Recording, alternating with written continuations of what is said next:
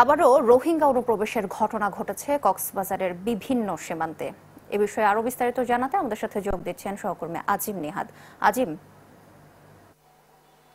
সোহেলি, আপনি জানেন যে দীর্ঘদিন ধরে মিয়ানমারের যে অংশটাই বাংলাদেশের কাছাকাছি রয়েছে, অর্থাৎ বাংলাদেশ সীমান্তের ওপারে মংডু সহ অন্যান্য যে এলাকাগুলো রয়েছে সেখানে দীর্ঘদিন ধরে তাদের অভ্যন্তরীণ বিদ্রোহী গোষ্ঠী এবং জান্তা সরকারের মধ্যে সংঘর্ষ চলছে। সে কারণে বিভিন্ন সময় বাংলাদেশে আসলে রোহিঙ্গারা অনুপ্রবেশের চেষ্টা করেছিল। বিশেষ করে জুলাইয়ের মাঝামাঝি সময় থেকে শুরু করে জুলাই এবং আগস্টের পুরো মাসটাই যেই জায়গাটি সেই সময়টাতে বিভিন্ন নাপ নদী দিয়ে এবং বিশেষ করে মেরিন ড্রাইভের যে জায়গাটি রয়েছে বিভিন্ন জায়গা দিয়ে তারা বিচ্ছিন্নভাবে অনুপ্রবেশ করে। কারণ আগস্টের যে জুলাইয়ের মাঝামাঝি যে সময়টা সীমান্তে কড়াকড়ি ছিল না, অর্থাৎ ঢিলে ঢালা ভাব ছিল, সেই সময় অনেকেই কিন্তু ঢুকে পড়েছিল। এবং এরপরে গত কয়েকদিন ধরে আমরা যেটি দেখতে পাচ্ছি, নাপ নদীতে বিজিবি কোস্টগার্ডের তৎপরতা বৃদ্ধি পাওয়ার কারণে তারা নাপ নদী অ্যাভয়েড করে তারা সাগর পথে বিভিন্নভাবে মেরিন ড্রাইভ রুট যেহেতু এখন অরক্ষিত, সেখান থেকে ঢোকার চেষ্টা করছে। এবং আমরা রোহিঙ্গাদের সাথে, স্থানীয় টেকনাফের অনেকের সাথে কথা বলে যে তথ্য পেয়েছি, ইতিমধ্যে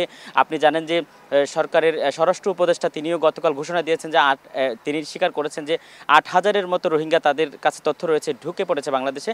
কিন্তু স্থানীয়ভাবে এই সংখ্যাটি আরও বেশি বলা হচ্ছে। রোহিঙ্গারা যেটি বলছেন যে 12 থেকে 15,000-এর মতো রোহিঙ্গা বিভিন্ন সময় ঢুকেছে, তারা আসলে বিভিন্নভাবে দালালের মাধ্যমে এবং আইনশৃঙ্খলা বাহিনীর চোখ ফাঁকি দিয়ে ঢুকছে। তবে এখন গত কয়েকদিন ধরে আমরা সীমান্তের অনেকটা কড়াকড়ি দেখতে পেয়েছি।